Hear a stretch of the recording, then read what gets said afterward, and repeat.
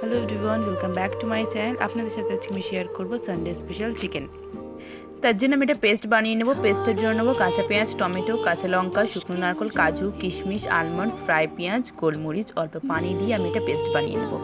পেস্টটা হয়ে গেলে আমি এখানে চিকেন নিয়ে নিচ্ছি। চিকেনের উপরে একটু নুন আর একটু লেবুর রস দিয়ে দিয়েছি।